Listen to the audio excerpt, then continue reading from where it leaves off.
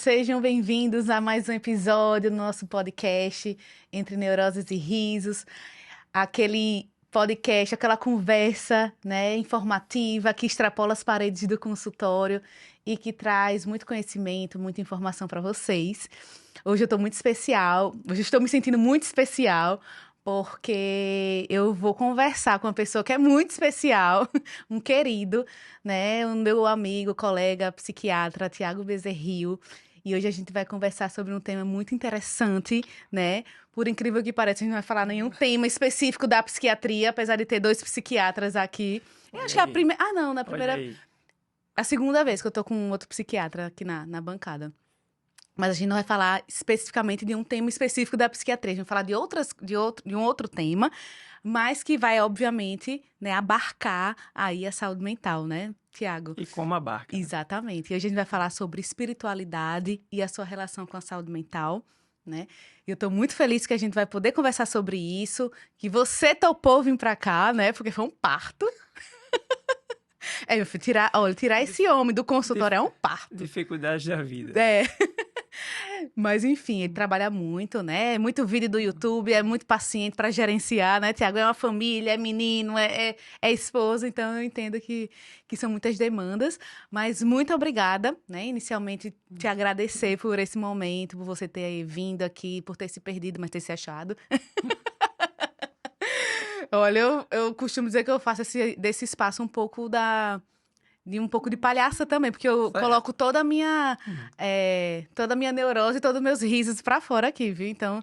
Então relaxa que eu vou fazer altas palhaçadas aqui. Tá certo, vamos nessa, né? E, primeiro, como eu gosto, né, de falar aqui, eu não costumo apresentar ninguém, eu não pego o currículo e vou ler o currículo das pessoas que eu convido.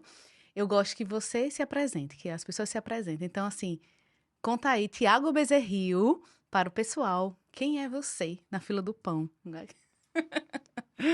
Pois é, então eu sou o Tiago, né, psiquiatra, aí atuando há alguns anos na psiquiatria e ultimamente, assim, pelo menos já há um tempo, o meu foco de trabalho maior tem sido nos transtornos de neurodesenvolvimento ao longo da vida, né, tendo um olhar aí para criança, para adolescente, para adulto, especialmente autismo e TDAH. Mas esse tema de espiritualidade, na verdade, é um tema muito importante para mim, faz parte dos meus estudos já há muito tempo, né? Essa interface com a saúde mental.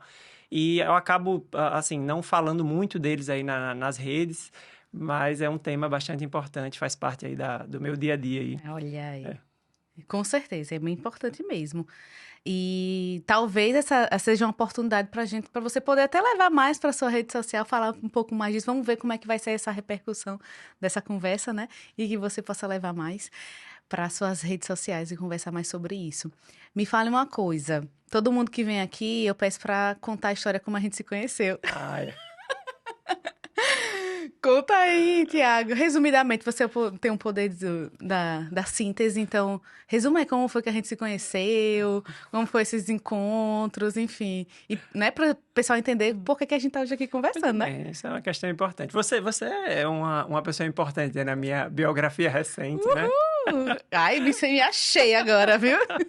Porque, na verdade, eu tava de mudança de endereço de consultório, né? Eu tava saindo de um consultório que eu tava, assim, muito bem habituado ao local onde eu atendia até o ano 2022, né? Mas por uma questão logística, eu precisava sair de lá e tava à procura de um lugar para recomeçar a atender, né? E aí, assim, isso causou até uma certa ansiedade, né? Ai, meu Deus, para onde eu vou atender, etc, né? E tudo, e aí eu tive uma indicação de que você estava ali com uma sala disponível lá no teu espaço, e eu fui te conhecer lá, né? Foi lá que a gente se conheceu, assim, eu tinha ouvido falar, conhecia você só de nome antes, né? De outros períodos, mas ali foi que a gente se conheceu, enfim, você me apresentou o espaço, e eu tive um amor à primeira vista ali, né? Olha por aí, estar naquele local e tudo, e assim, você com muita simpatia, como sempre, foi muito cativante aí nesse processo. E me senti bastante acolhido, enfim, estou lá até hoje, né? Está lá até Clínica hoje. Primório. Exatamente. Partilhando lá, convivendo comigo e com minhas loucuras. Tiago é sempre meu eixo lá, viu? Para vocês, mas... Tiago, uma opinião sensata sobre tal coisa, ele sabe dar. Enfim, mas a gente compete quem sai mais tarde da clínica. Se é eu, se é ele. A vida não é fácil. É verdade. Mas eu que fico muito feliz por compartilhar com você um ambiente de trabalho que é muito saudável conviver com você, é muito tranquilo, é muito gostoso mesmo, assim, conviver com você, conviver com Natália, sua esposa, que, né, a gente acaba criando esses laços, né, para além do trabalho. Sim. Enfim, muito, muito legal estar com você lá e que bom que você é, encarou esse desafio comigo também, né? Porque eu também estava começando ali, né? E aí você veio junto comigo. Muito obrigada. Isso para mim também é muito, muito gratificante. Que estar lá. legal. Olha aí, muito bom. Obrigada mesmo. Então vamos para o tema importante de hoje: Sim. espiritualidade e saúde mental. Tiaguito, que eu chamo de Tiaguito, para começar, nos explica aí o que é espiritualidade, né? O que é isso que às vezes as pessoas até confundem. Ah, você está falando de religião, você está falando de quê, né? E como é que ela se relaciona com a saúde mental? Muito bem. E aí eu quero você que está aqui assistindo ou ouvindo, né, prestar muita atenção na diferenciação de três conceitos. Eu acho que, assim, entender isso é um pré-requisito para toda a nossa conversa hoje. Existe o conceito de espiritualidade, religiosidade e religião. Começar por religião. Religião é um conjunto de práticas, de crenças que estão mais ou menos organizadas em torno muitas vezes de uma questão institucionalizada, né?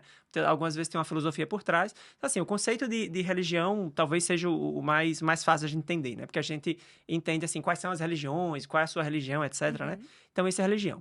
Religiosidade é o quanto você segue ou acredita numa religião. Sim. Já a espiritualidade é um conceito mais amplo. Espiritualidade tem a ver com a busca ou a necessidade de transcendência.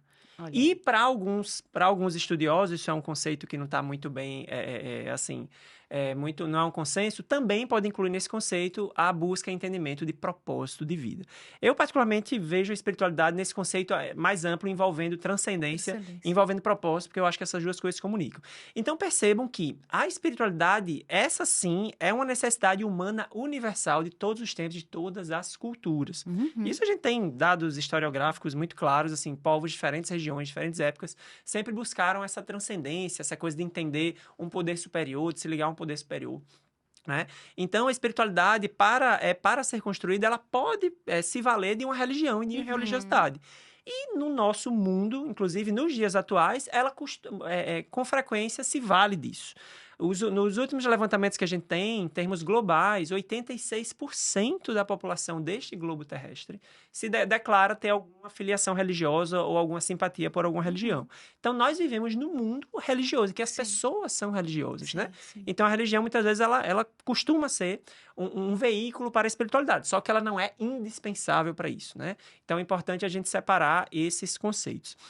E aí, olhando para a espiritualidade, esse conceito, né, transcendência, propósito, tem tudo a ver com saúde mental, né? E assim, isso talvez, para quem é religioso especialmente, ou para quem já cultiva uma espiritualidade mais forte, vai ser meio que parece uma coisa muito óbvia. Tipo assim, claro que influencia, é importante, né?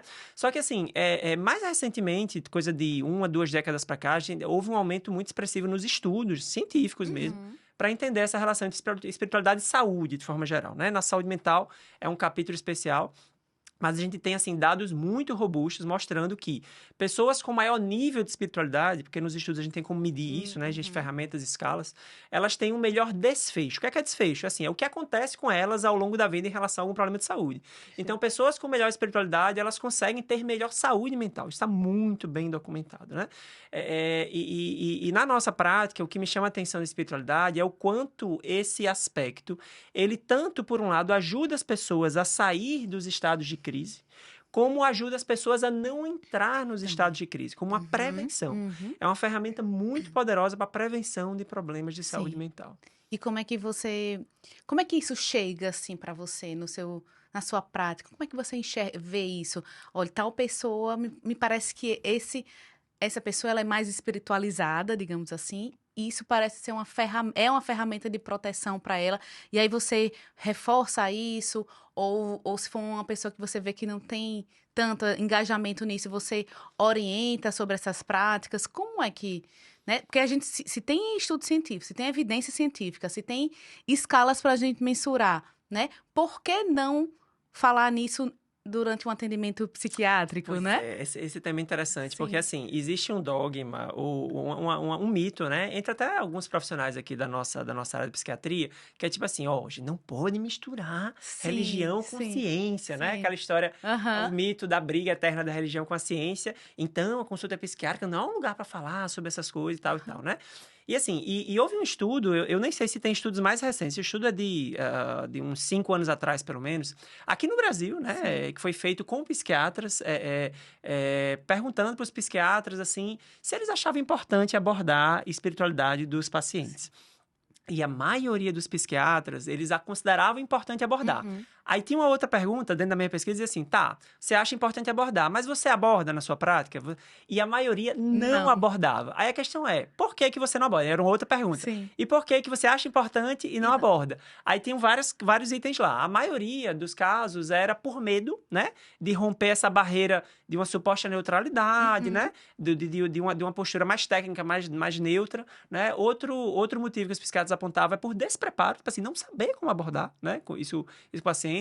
Outros ainda diziam que achavam que o paciente ia se ofender ou que não ia levar a sério, enfim. Tinha uma série de coisas lá.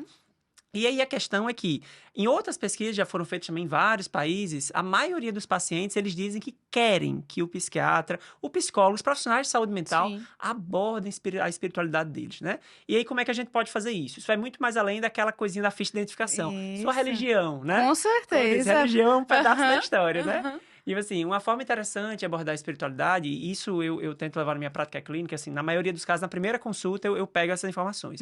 Que é o quê? Você perguntar se a pessoa tem algum tipo de fé, de crença religiosa, vejo que é uma pergunta mais aberta do que a religião, né? Aham. Você perguntar o quanto essa fé impacta na vida da pessoa, qual o nível de envolvimento que essa pessoa tem, a importância que Sim. essa fé tem para a pessoa. Uma terceira pergunta é o quanto essa fé assim, influencia na tomada de decisões, na resolução de problemas, né? E o quanto... Aí você pergunta para o paciente também o quanto o paciente quer que você aborde isso, ou que o profissional pode fazer para ajudar ele nesse sentido, né? Além dessas questões, eu costumo abordar, às vezes, questões mais específicas, quando eu observo alguma necessidade ali. E a fundo, assim, na matriz de crenças da pessoa. Sim. Porque aqui no Brasil tem um fenômeno interessante, que é o quê? Você tem uma afinidade com a religião, mas você acredita em coisas de outra religião, que inclusive são antagônicas, né? Sim. Aqui um fenômeno, por exemplo, que eu cito muito do católico espírita, ou do espírita católico, né? O indivíduo, enfim, ele se declara uma coisa ou outra, mas ele tem simpatia pelo outro lado também, né? E aí eu sempre coloco, tá, mas peraí, por exemplo, reencarnação, né? Reencarnação é uma ideia, uma crença ligada a várias filosofias e religiões espiritualistas. Aqui no Brasil, o espiritismo, né, traz isso como uma crença muito forte. Mas para as doutrinas cristãs tradicionais, né, o catolicismo, o protestantismo, reencarnação não é aceito como uma realidade, né?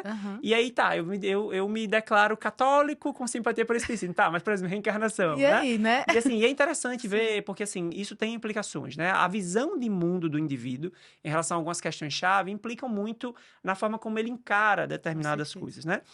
Então, para mim, eu acho que assim, tem... Então, por exemplo, uma questão muito... Pegando esse gancho aí. Um luto, né? Luto, isso. Então, você tá ali diante de um paciente vivenciando, elaborando um luto, Isso. né? E aí ele é aquele paciente que se diz católico, mas acredita em algumas coisas do espiritismo. Isso.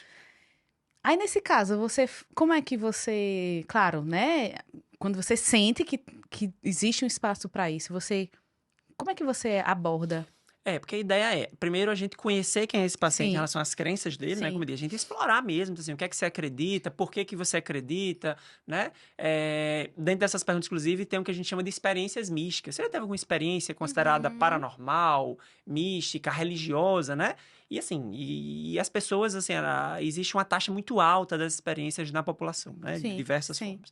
Então, conhecendo a base dessa pessoa, quem é essa pessoa em relação a como ela se situa nessas crenças, eu vou trabalhar as crenças dela, vou fortalecê-las, né? Dentro daquilo que é saudável dentro da vida dela. Perfeito. O cuidado, pronto, que esse é um ponto de cuidado, talvez alguns psiquiatras tenham medo mesmo, receio disso, é de você fazer o chamado proselitismo religioso, que é o quê? Eu pegar as minhas crenças e projetar no paciente. E isso realmente é um risco, né? Porque assim, se eu tenho uma crença forte em algo, né, dentro desse campo de religiosidade, espiritualidade, eu vou tender a crer que a minha crença é melhor e que esse paciente vai ser beneficiado se ele acreditar no que eu acredito, né?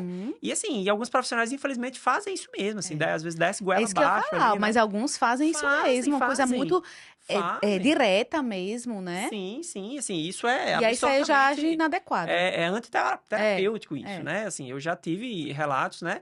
E assim, mas todos nós, assim, estamos...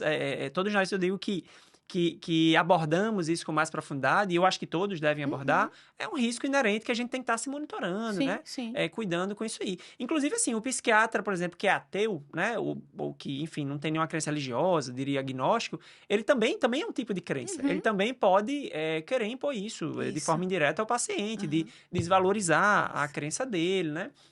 E que também é problemático. É o que eu estou dizendo. Eu preciso entender a crença do paciente e tentar trabalhar.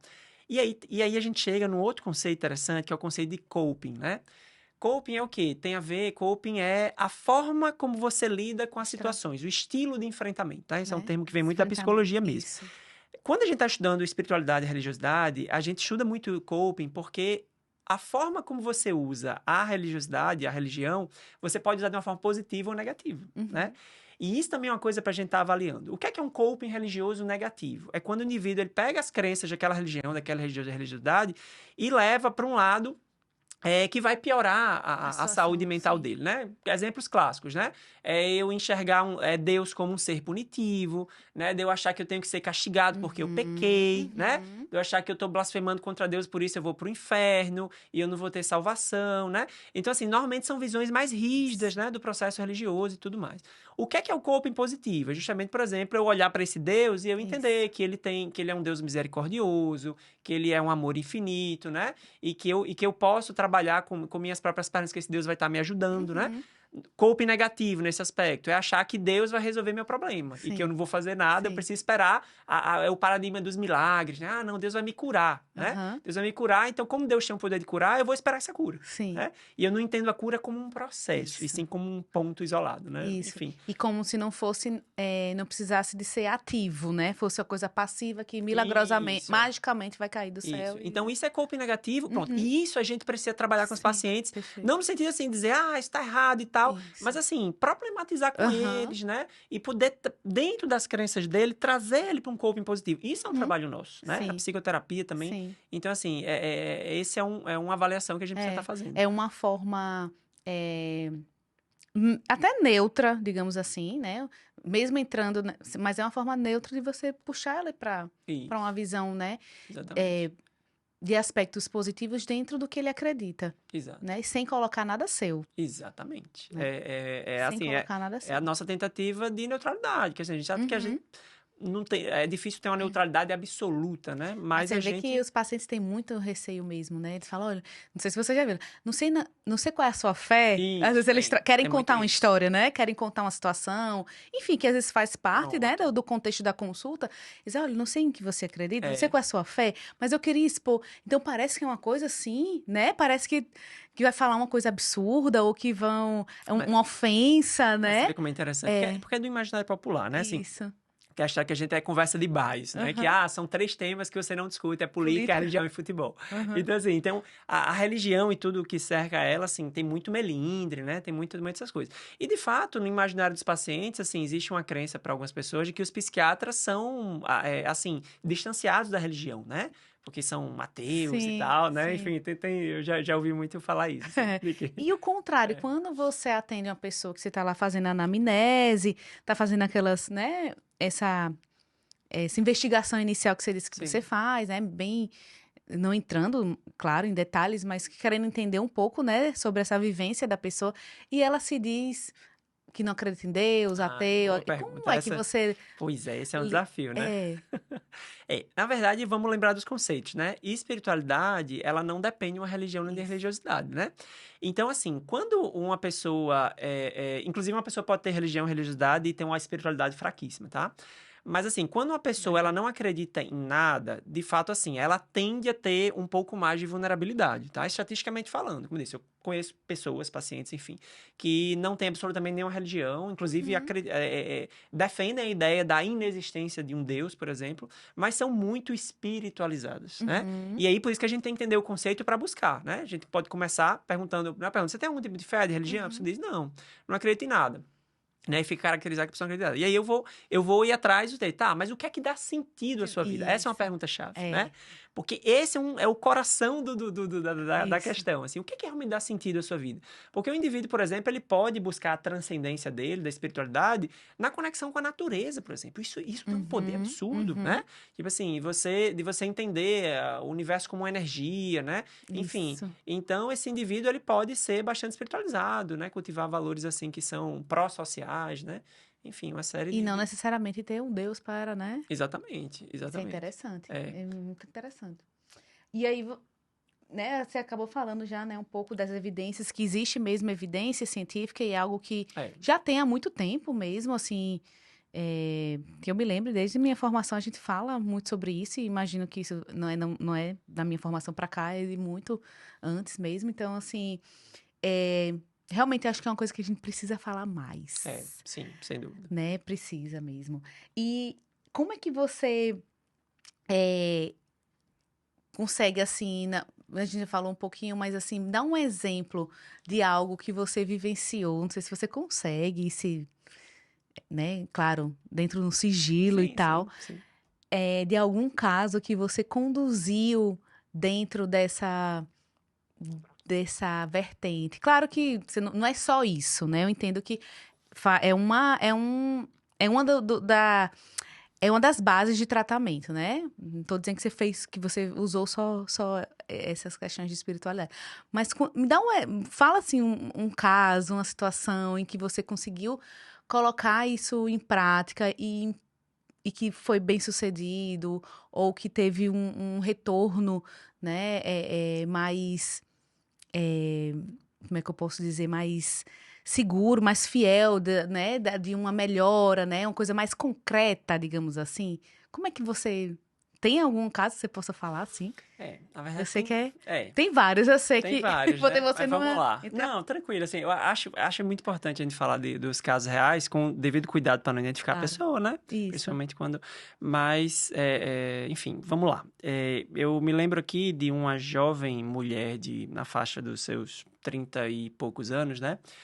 Em que ela estava vivenciando uma depressão muito grave, né? Assim, processo depressivo muito grave, ela tinha, inclusive ela tinha um filho, ela era casada, tinha um filho, né, o relacionamento dela já vinha tendo alguns problemas e tudo, e no processo depressivo que ela vivenciou, com risco de suicídio e tudo mais, ela precisou ser internada, né, internação é um recurso terapêutico, né, que a gente precisa utilizar em alguns casos, e no caso dela foi indicado internação, devido ao risco mesmo, suicídio e tudo mais.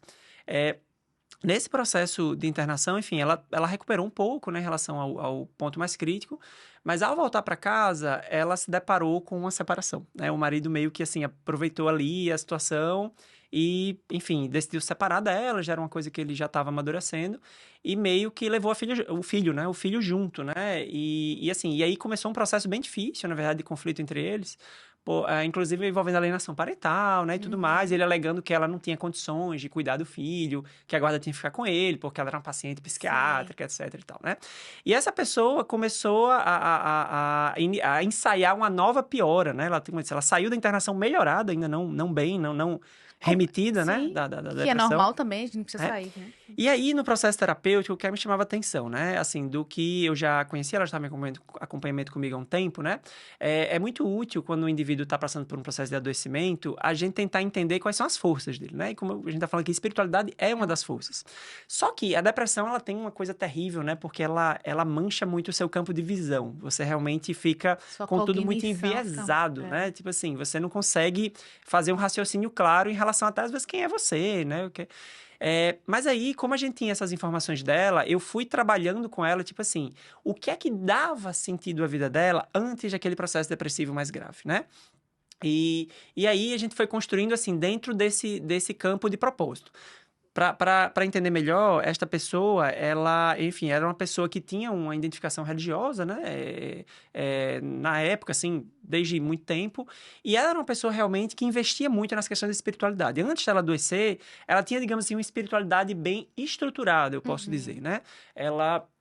Enfim, ela estudava sobre isso, ela gostava de ler livros ali relacionados à religião dela, né? Ela frequentava um grupo religioso, enfim, ela tinha essa postura de refletir sobre o que é que ela estava fazendo no mundo, qual era o propósito dela, o sentido da vida dela, o que é que dava sentido, né? Então, quando ela ingressou no processo depressivo, e teve uma série de fatores para esse processo, inclusive fatores genéticos, né? Uma família bem, geneticamente bem complicada, ela já tinha tido episódio depressivo anterior também. Então, ao entrar no processo depressivo, ela tinha uma base forte. É isso que eu quero chamar a atenção aqui, né? Só que, claro, a depressão, ela mancha tudo. Então, assim, uma coisa muito comum que acontece, pessoas às vezes têm uma fé gigantesca, quando elas entram num processo de depressão, essa fé, ela fica desse tamanho, né? Só que o que você tinha antes dessa fé, ela lidar como se fosse um colchão, de certa forma, né? Então, se eu pego uma pessoa que tinha uma fé muito forte e entra numa depressão, essa fé diminui, e eu comparo com outra pessoa que não tinha fé nenhuma, e quando ela entra na depressão, essa fé fica negativa, né? Ela vai pro subsolo. Então, isso faz muita diferença. Então, assim, ela tinha uma base ali, né? E aí, eu fui tentando fazer esse diálogo com digamos, esse lado saudável da mente dela, né? E puxando pra isso aí, tipo assim, porque ela precisava entender, eu chamava a atenção disso dela, que, assim, a essência dela não era a depressão. Ela estava deprimida, mas ela não era deprimida, né? E aí, a gente foi buscando essa coisa do sentido, né? O que é que dava sentido, o que dava propósito. Inclusive, nessa fase de adoecimento, ela deixou de frequentar o grupo religioso dela. E uma das coisas que a gente encoraja, né? É a coisa... E aí a religião pesa, né? Porque a religião, pessoal, assim... ela, como eu disse, ela pode ser um instrumento para a espiritualidade, essa busca de propósito, de transcendência, que é uma questão muito individual, né? De você para com algo superior, que você pode chamar de Deus ou de qualquer outra coisa, né? Mas a religião, ela tem um fator a mais, que é a história do apoio social. Do grupo, né? Do grupo. Isso é muito forte, sabe? E em momentos de crise, assim, isso faz uma diferença absurda.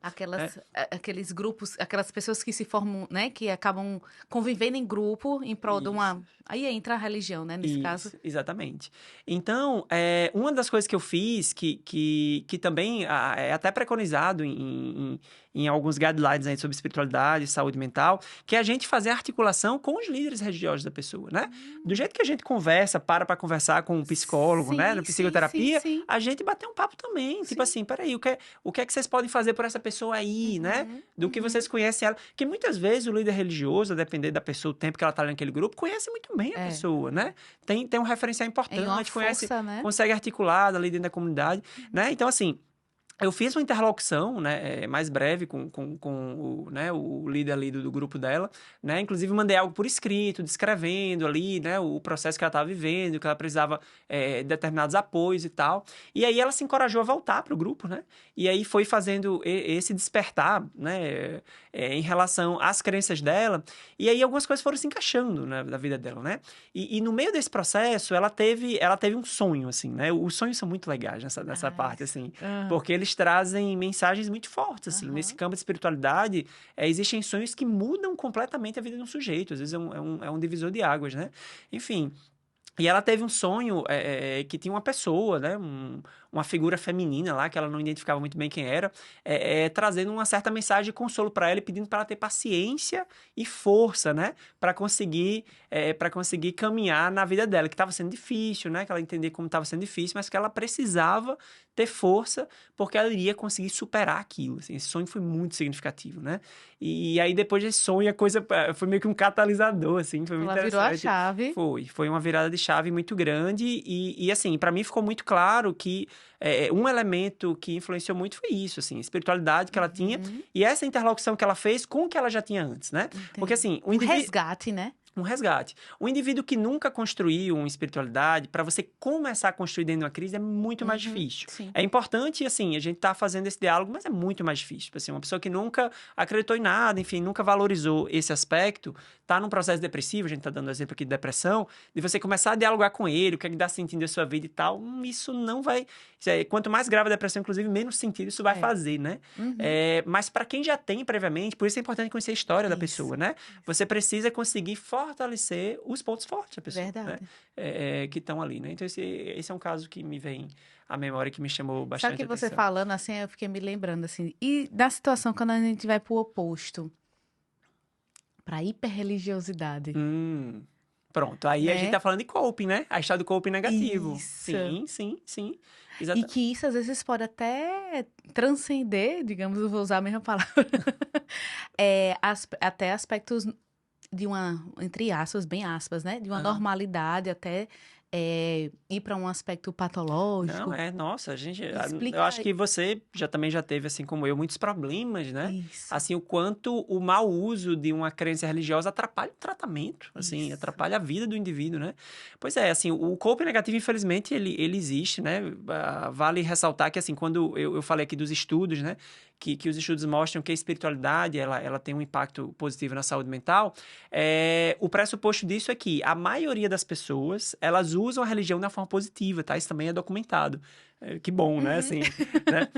Às vezes a gente fica muito com a impressão que tem muita gente usando a religião de uma forma negativa. Mas o que acontece é porque esses Esses casos, são né? mais Eles fazem mais Sim, barulho, são mais aham. divulgados e tal, enfim, né? Mas do ponto de vista estatístico é um grupo menor. Mas esse grupo menor é problema, né?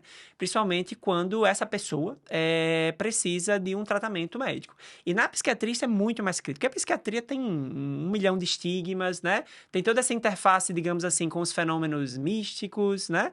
Que eu acho que talvez seja um tema para outro podcast, né? Os chamados fenômenos anômalos. É um Eu capítulo ia muito perguntar interessante. se o fenômeno. Vamos deixar para o próximo para Acho que atiçar a esse assunto curiosidade. rende. Fenômenos Sim. anômalos é um assunto muito interessante. Mas, assim, a hiperreligiosidade é uma das expressões de um coping negativo, de um mau Sim. uso, digamos, da religião.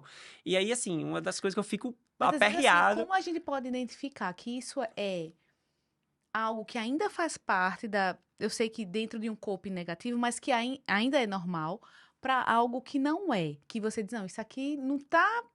Pois é, aquela Entendeu? história. Aquilo da gente chegar, porque eu já tive assim, vou dar um exemplo. Na residência, eu me lembro de ter atendido uma pessoa, a pessoa internou, Sim, né, sim. como um surto psicótico, Sim. né, e o discurso dela era um discurso de hiperreligiosidade, e tá, eu me lembro até talvez com alguns desses fenômenos anômalos e Sim. tal. E assim, a gente internou como um CID, né? Como uma doença. Exato. Mas aí depois aquilo me causou um incômodo, porque eu fiquei pensando, mas como é que eu posso dizer que isso é psicótico? Eu conheço, eu sei de onde essa pessoa vem, Pois eu é, sei qual é a referência dela, né? exatamente. Em que ambiente ela estava inserida? Porque a conversa dela era uma conversa que parecia, sabe que quando ela trazia como algo é, da prática dela, da vida dela, do Isso. cotidiano dela. Isso. E aquilo me gerou uma angústia, então é isso que eu lhe pergunto. Como, para mim ainda é muito É. difícil. Esse caso foi enquadrado como Um mania surto ou foi surto uma psicótico? mania. Mania, É. mania. Tá, entendi. Não, minto, não foi mania, não. Foi um surto Foi psicótico psicótico induzido mesmo. por substância. Ah, por substância. Ainda é mais complexo, assim. É, Mas porque tinha uma esse história agora de uso desses ayahuasca. chás e disse o que. Mas eu fiquei com isso, e assim, né? Aquela formação bem tradicional, né? É, Não, isso é um surto psicótico e tal. Nanana. Mas por que não pode ter sido uma experiência? uma experiência anômala, né? Não sei se é anômala a palavra, nem sei, É, mas não poderia ser uma experiência do experiência mística, momento, experiência mística, religiosa. Boa, religiosa, boa, isso é. e ok, Experiência né? religiosa, sim. Pois é, o que a gente precisa pensar, né, Ariadne, assim, até que é um conceito que a gente usa quando a gente está fazendo diagnóstico em psiquiatria, né? O que é que faz um diagnóstico ser um diagnóstico? É um Uhum, conjunto de características mais prejuízo e ou sofrimento sim. significativo, né? E esse é o julgamento que a gente precisa ter, tipo assim, qual é o impacto que esta vivência está tendo na vida do sujeito. Porque sabe por quê? A gente acaba entrando um pouquinho na coisa de fenômeno anômalo mesmo, né? Que é o termo que se dá a esses fenômenos Sim. místicos religiosos. Mas assim, é, tem uma questão que sempre intrigou muito, enfim, intriga ainda muita gente, que é o fenômeno que os espíritas chamam de fenômenos mediúnicos, né? Que são esse conjunto de experiências de que o indivíduo, que se chamado de médium, ele descreve como tendo contato com entidades, pessoas que já morreram, né? Espíritos, enfim, seres invisíveis, né? Não tangíveis. As experiências que para os espíritas chamar de mediúnica, vamos chamar aqui cientificamente de fenômenos místicos, religiosos, elas acontecem em todas as religiões, e sempre aconteceram, tá? É quase Isso. uma marca das religiões, né? Só que o detalhe é que, por exemplo, foi feito muitos estudos aqui, até aqui no Brasil, tentando medir o nível de saúde mental dos médiuns e espíritas, né? Tipo assim, será que esses caras estão psicotizando? Será que são um bando de esquizofrênico, né? Tipo assim, porque, de fato, tem gente que tem essa visão. Não, tipo assim, isso aí é doença mental, isso aí é transtorno, né? E o que acontece? E o que se viu é que um médium em atividade, né? Ele tem um nível de saúde mental muito bom, na verdade. Tipo assim, foi feito, né? Aplicado aqueles instrumentos de rastreio de transtornos mentais diversos, né? E, tipo assim, o nível de saúde mental dele era excelente. E aí, qual é o detalhe? E aí, quem já viveu isso vai saber o que eu tô dizendo. Você tá, por exemplo, dentro de um centro espírita, numa sessão mediúnica, e você, assim, você dá comunicação a um espírito, você, enfim, tem coisas ali, acontece coisas ali muito peculiares, mas quando você sai de lá, a sua vida tá normal, você tem uma família, você trabalha e tudo. Ou seja, a experiência mística religiosa, né, que inclusive tende a acontecer ali dentro de um ambiente específico, ela não atrapalha a sua vida. Pelo contrário, o que os médiuns falam é que quando eles começam a trabalhar, né? No sentido, assim, de dar vazão àquela coisa, eles conseguem se sentir mais organizados emocionalmente. Então, assim, opa, peraí, tem algo acontecendo aí. Qual é a natureza desse fenômeno? E isso é uma linha de estudo muito forte aí, de entender, assim, a natureza desses fenômenos. Mas em outras religiões, se a gente for dar exemplo, tipo assim, nas igrejas evangélicas, igrejas católicas, né, as pessoas que falam em línguas, a questão, Deus, eu ouvi Deus falar comigo, tá? Isso é uma alucinação? Não, muitas vezes, assim, é uma experiência válida, né? Dentro de um contexto cultural, religioso ali. Então, assim, a gente avalia, né, essa pessoa que foi internada, eu imagino, assim, que ela acabe indo para um lado patológico, porque essa experiência estava invadindo a vida dela, né? De uma forma disfuncional, né? Exatamente. Tava inapropriada, né? Assim, para como você falou, os médiums, quando sai dali, vão trabalhar, fazer a vida dele normal, né? Exatamente. E o dela realmente tem um impacto mais O global. quanto estava invadindo, o prejuízo. E por isso que a gente precisa entender os nossos pacientes, assim, qual é a matriz deles, tipo assim, em que eles acreditam, qual é a vivência deles, que grupo eles frequentam, como é isso. Porque aí a gente tendo um parâmetro, a gente vai conseguir avaliar melhor se isso está funcional, se não está funcional, né? Por exemplo, me vem à cabeça agora uma paciente que tem transtorno bipolar, e assim, ela é bastante religiosa, ela frequenta uma igreja e tudo mais. E aí, um certo período em que ela estava entrando no hipomania, né, ficando mais acelerada e tudo, ela passou a alimentar a crença de que Deus iria curá-la, né? E que não fazia sentido ela tomar os remédios que estavam sendo prescritos. E ela deixou de tomar os remédios. Assim, a gente fica para morrer com isso, né?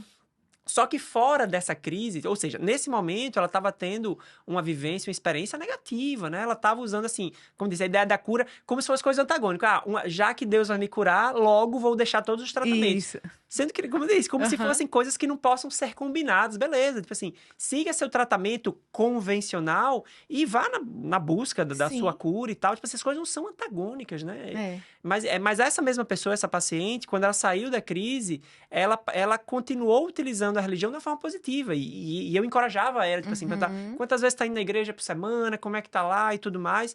Então, assim, a gente precisa olhar as fases, né? O mesmo paciente, ele pode fazer coping positivo e negativo, depender da fase que ele tá. Da própria doença, né? Então, veja, ela conseguiu se reorganizar. Conseguiu. E a religião, a espiritualidade, enfim, dela voltou a ter voltou a ser espaço, funcional.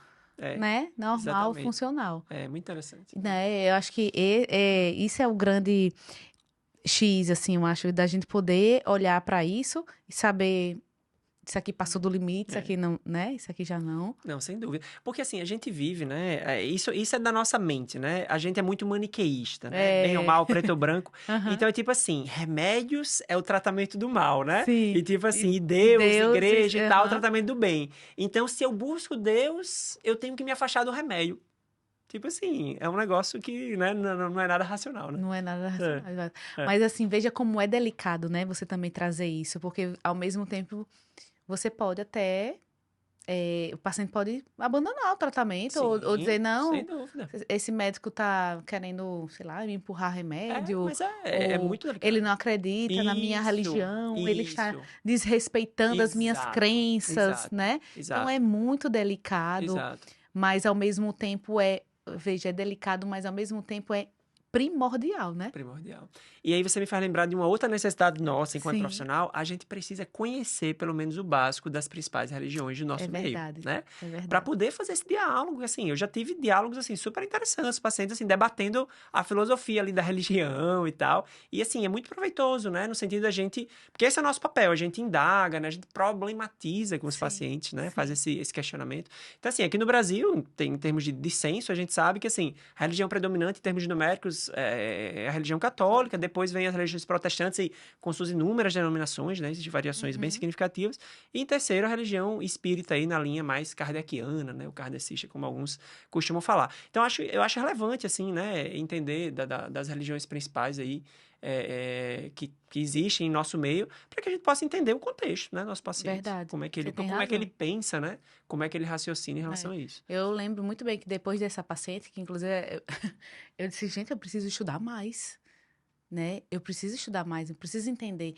Porque aí ela fala, não, mas eu costumo fazer isso, é da minha prática. Tudo bem, tava um pouco realmente, né? Esse caso específico que eu tava falando, realmente ela teve um momento, mas foi uma coisa breve, sabe? De ter Sim. ficado, entre aspas, exagerado e disfuncional, foi algo breve, mas depois ela retomou e ela disse, olha, eu costumo praticar isso, eu acredito nisso, né? E aí eu me dei conta, eu disse, cara, como é importante, né, eu olhar, eu saber, eu preciso saber. Sim. Porque se eu não souber minimamente, fica difícil, você fica difícil, você fica perdido, você acaba julgando, você Isso. coloca um seu olhar de crítica, de julgamento, baseado na sua crença, que não tem nada a ver, Exatamente. né? Exatamente. Então, assim, é muito importante. Eu acho que essa... Pode falar. Ser psiquiatra não é fácil, não. Não é fácil, exatamente. Tem que estar um bocado de coisa. E dar abertura para as pessoas sentirem confiança de falar com a gente também sobre isso, né? Porque eu acho que na psiquiatria, claro, em outras áreas também, né? Mas o vínculo, né, é muito forte. A gente tem uma relação muito forte. Transcendente também, que transcende muitas coisas, assim, E com o paciente. E né? isso me faz pensar também no tamanho da responsabilidade que nós temos conosco, com a nossa própria saúde mental, né? E aí, da espiritualidade, como é que a gente está cuidando da nossa própria espiritualidade? Né? Que a gente lida com um material, digamos assim, muito denso, né? Tipo assim, o nível de estresse que a gente é submetido, no sentido assim, as histórias que a gente escuta, né? Tipo assim, psiquiatra, nossa, assim, a gente escuta as histórias mais escabrosas, assim, as coisas mais terríveis, né? Isso é muito pesado, assim, né? Então, se eu não tiver clareza tipo assim, o que é que eu estou fazendo aqui? Qual o meu papel dentro desta profissão, desse trabalho? Tipo assim, por que eu sou psiquiatra? Essa é uma pergunta que a gente tem que estar sempre se fazendo, sabe? Qual o sentido de eu estar nesta tarefa, né? Eu vou sair daqui pensando nisso. Qual o sentido? Mas isso faz toda a diferença. Quando a gente tem clareza do nosso propósito de vida, a gente tem assim, as raízes são mais firmes, sabe? Ana Maiara esteve aqui e a gente falou sobre o sentido da vida, né? E aí a gente trouxe diversas questões da logoterapia e como isso, né, é a base, né, da logoterapia, do propósito, do sentido da vida. E realmente, assim, a gente todos os dias, ou enfim, ou momentos, não precisa ser em momentos de crise, mas sempre está reafirmando, né, qual é o nosso sentido, né? Como profissionais, como pessoas. Exato. Enfim, e que legal. E qual o sentido da gente estar aqui hoje? Pois qual o sentido de estar aqui hoje, né? Eu acho assim, a gente está numa era muito especial com essa coisa das redes sociais, né? Da gente conseguir poder contribuir, né? Nesse debate, Servir, né? Assim, nós temos muita responsabilidade nesse sentido, né? Quando a gente está produzindo conteúdo, porque a gente está falando com pessoas e muitas vezes uma palavra nossa pode ser um divisor de águas mesmo, né? Enfim, eu já tive experiências das pessoas me comentando, e na minha própria vida também. Teve muitos momentos que, ter contato com determinados conteúdos muda a forma de ver as coisas. Sim. Pois então o sentido é esse, né? A gente poder... o sentido de hoje, pode dizer assim? Sim. Do propósito desse encontro de hoje foi a gente poder falar sobre espiritualidade, qual é a diferença de religião, de espiritualidade, religiosidade, como isso se encaixa super, né? Tem tudo a ver com a nossa vida, né? Com a nossa saúde plena, né? Integral, enfim. E como nós, psiquiatras, podemos também nos abrir para isso, né? E receber as pessoas de uma forma mais mais aberta mesmo, né? E sem julgamentos, numa postura de acolhimento, de ouvir e de sugerir quando a gente sentir que, né, É, que possa sugerir, que tenha espaço para isso, né? isso. Entender agora esse negócio dos fenômenos anômalos, a gente tem que Eita, falar. ficou curiosa. Fiquei muito curiosa e a gente tem que falar porque é outra Não, coisa isso que aí dá pano pra manga. dá Isso aí é muito muito. legal. E eu sinto que, às vezes, o que é que acontece? Existe. É um tabu imenso. Os pacientes não muitas vezes eles pedem, assim, para uma licença ou uma coisa assim, né? E se não sentir no profissional uma liberdade para falar sobre aquilo, né? Vai ficar. Às vezes algo extremamente importante e não vai conseguir, né? Se abrir e falar. Exatamente. Então, nosso próximo tema vai Bom, ser esse, já está viu? marcando o Marcando o próximo tema. nosso, porque só 40 minutos não deu tempo, é muito pouca coisa, né? Muito pouco Mas é, tempo para falar não, sem de dúvida, assuntos complexos, não é? sem dúvida. Mas eu espero que tenha dado um pedacinho aí desse assunto pro pessoal, e que a gente possa mais falar, né, mais abertamente sobre isso. Eu imagino que vão vir. Geralmente, quando a gente fala de temas polêmicos, né, repercute, né, mais. Sim. Mas eu espero que tenha uma repercussão positiva e que muitas dúvidas e questionamentos apareçam. Vocês podem falar com o Tiago nas redes sociais, né, Tiago? Você responde, né? Eu ainda consigo responder todo mundo, mas demora um pouco, mas eu Veja respondo os todo mundo. Eu conteúdos vejo dele tudo. também no canal do YouTube, onde você posta mais conteúdo, assim, né? É conteúdo mais denso, Mais vamos dizer assim, denso, os vídeos assim. maiores, né? Isso. É. Ele coloca lá, depois. Fala aí qual é o teu canal, pro pessoal. Os meus canais estão com o meu nome, né? Thiago Bezerril, colocando lá no YouTube, eu acho fácil. No Instagram também. E ainda tem um perfil, assim, que tá ativo, mas eu realmente não dou tanta atenção pra ele. É meio que só reproduzo os vídeos do Instagram lá, que é o TikTok, né? Ah, A é? galera mais É o jovem. garotinho do TikTok. Ah, que TikTok é um legal. capítulo à parte. Mas assim, Sim, eu acabo dando mais atenção sim, ao Instagram e ao YouTube, né? sim. Sempre respondendo os comentários, todos os comentários dos vídeos estou Você respondendo, né? responde. Sim. E muitas vezes os comentários viram inspiração para novos vídeos. Eu acho legal Ótimo. fazer essa. Então, né, vamos aproveitar esse momento que a gente, né, produziu esse conteúdo para que as perguntas surjam, os questionamentos surjam, de repente a gente se encontra mais aqui, faz uma série, né? Olha aí, tem várias temporadas. Vários episódios e temporadas. É isso aí. Bom. Tiaguito, muito obrigada por você ter vindo aqui, ter disponibilizado seu tempo, que é precioso, aqui comigo, viu? E antes de terminar, rapidão, eu tenho que fazer essa dinâmica com o Tiago. Ah, tem Escolhe. dinâmica, né? Dinâmica Ixi, de todo mundo que vem aqui. e é. Você vai escolher um copinho Eita, desse. e agora? A pergunta não tá embaixo do copinho, tá certo? Tá aqui no meu computador. Certo, Então, quando beleza. você escolher uma determinada caneca de uma determinada cor, Hum, vai ter uma pergunta. Então, Ah, é? você pode ter uma pergunta bem simples, tipo, Tá quanto é certo. 2 mais 2, mas pode ter uma pergunta bem capciosa. Beleza, então vamos Então, nessa. vai lá. Vamos Usa nessa. aí tua... Acho que eu vou querer o vermelho. Ah, não, você vai escolher pela cor, aí, né? Ei, Tá. eita, ele escolheu o vermelho. Eita, foi de propósito, será? É a primeira vez que a pessoa escolhe o vermelho. É mesmo? viu? A galera só Eu quer escolher o imaginei, verde. mas eu imaginei que as pessoas não escolhiam o vermelho. Engraçado isso. Tiago, E essa sua cara aí tá estranha. E aí, que é isso? Eu vou ser conta uma incriminado. situação aqui, Ah, né? Compartilhe uma situação em que você esteve literalmente entre neuroses e risos. ixi, Pode ser uma história pessoal, pode ser uma história profissional. nossa, entre neurose e riso.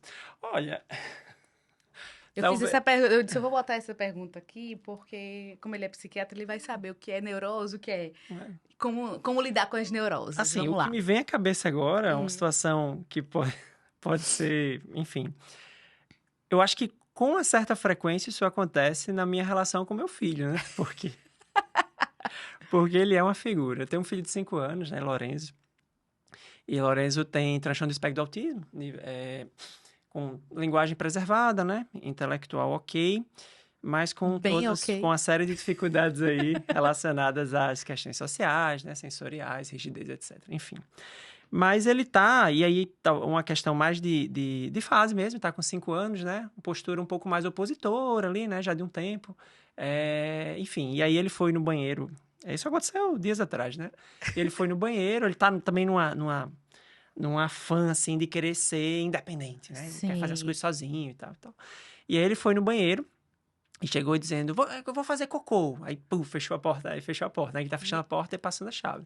Porque ele disse que não quer que ninguém o veja pelado. Sim. Aí, beleza, ele sentou lá, né, na privada. No troninho. E aí eu disse, meu filho, quando terminar, chame, avise, né, e tal. E aí, quando ele terminou, ele não avisou nada, que ele tá querendo se limpar sozinho, fazer tudo sozinho, né, enfim. E ainda Ai, não... como eu queria essa independência lá em casa. Não, mas ele não é plenamente habilidoso para isso, ele tenta, né? Bem, mas aí quando eu vi lá no sanitário lá, tava o rolo de papel higiênico jogado dentro do sanitário, né? E eu vi, e havia indícios de que ele tentou dar descarga pro rolo descer ali. E o rolo não desceu, né? Tava lá, né, assim, obstruindo, né? E aí eu olhei aquilo e disse assim, meu filho, como é que você faz isso? Ele já tinha feito isso uma vez, há um tempo atrás, né? E ele começou a rir. Aí eu disse, não tô vendo graça nenhuma. E assim, né, enfim, é o que chamaremos de comportamento inapropriado, né? As crianças têm muito isso, e é nossa responsabilidade tentar fazer essa modulação, né? Aham. E assim, naquele momento, aí, enfim, eu fui pegar ali um cabo de vassoura para tentar tirar o rolo dali para não obstruir, né? Para não causar um dano maior à tubulação, né? Não causar... Aí eu fui, assim, de uma forma, me equilibrando ali para tentar tirar. E ele foi assistir a cena e ele começou a dizer, muito bem, você vai conseguir. Aí eu disse, ainda tem essa pra cima de mim. Então, assim, ao mesmo tempo que eu tava muito chateado com aquilo. Sim. Deu vontade de rir, Mas né? tinha vestígios de fezes também? Não tinha mais. Tá. Né? As fezes passaram por dentro do... Imagina o rolinho, elas passaram... Provavelmente, né? Elas passaram por dentro do rolinho e ficou lá água, né? Enfim, uma água aparentemente limpa com o rolinho lá dentro do... Enfim, e aí aquele foi um momento de neurose e riso, assim, né? Porque você teve que administrar. Eu tava muito chateado de verdade Sim. com eles, caramba, tipo assim, me dando isso na hora de dormir, sabe? Eu cansado já, querendo dormir. E você resolve essa situação assim, com essa calma toda, assim? Não Uma leve desregulação. Uma leve desregulação. Aí, assim, eu tava chateado, mas ao mesmo tempo aquilo era tão assim... Cômico, trágico, cômico. Era trágico, cômico, entendeu? Então, enfim. Legal, gostei dessas suas... Adorei. Olha aí, gostei dessa história de Tiago, viu? Olha isso. Realmente, literalmente, entre neurose e riso. Neurose e riso. Valeu, fica se Tiago. equilibrando aí. Muito bem. Valeu, Tiaguito. Obrigada, a gente se encontra aqui na nossa série. Muito bem. E parabéns por esse trabalho, viu? Isso aqui, realmente, eu acho que é uma coisa que contribui muito. Contribui. A gente tá aqui para, como eu falei, assim, né? Para ajudar as pessoas, para levar informação, para servir, já que a gente tem informação, a gente tem esse conteúdo, por que não servir as pessoas? Informação de qualidade, nível de evidência 1A. 1A, segundo Salesiano. Ei, obrigada. Obrigada, gente. Terminamos aqui. Fica até... E aguardo vocês no próximo. Tchau, tchau.